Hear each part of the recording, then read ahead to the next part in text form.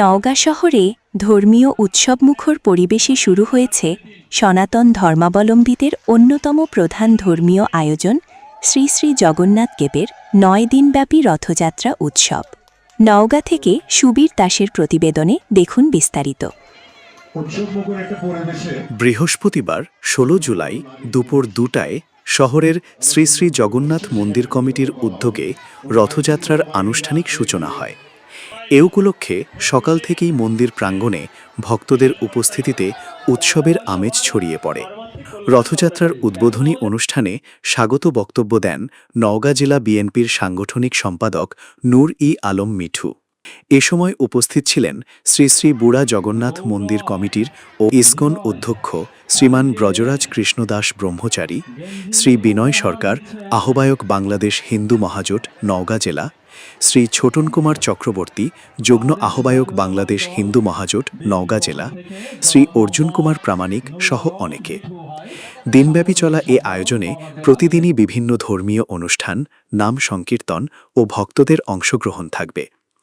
আগামী ২৪ জুলাই উল্টো রথযাত্রার মাধ্যমে আনুষ্ঠানিকভাবে শেষ হবে এবারের উৎসব। আপনাদের সম্পদের উপরে কখনো বিএনপি কখনোই জুলুম, নির্যাতন, রাহাজানি কখনোই করেনি বা কখনোই করবে না। আপনারা নিশ্চিন্তে এদেশে বসবাস করবেন, আপনাদের সন্তানদেরকে সেইভাবে মানুষ করে তুলবেন, তারা যেন এই বাংলাদেশটাকে যেন তারা ভালোবাসে, তারা যেন নিজেদেরকে বাংলাদেশি যেন মনে করে। এই বাংলাদেশ এটা সম্প্রীতির বাংলাদেশ। এই বাংলাদেশে আমরা সকলে একসঙ্গে থাকবো, কাঁধে কাঁধ মিলে আমরা বসবাস করি এবং আগামী দিন সুন্দর একটি বাংলাদেশ আমরা গঠন করতে চাই।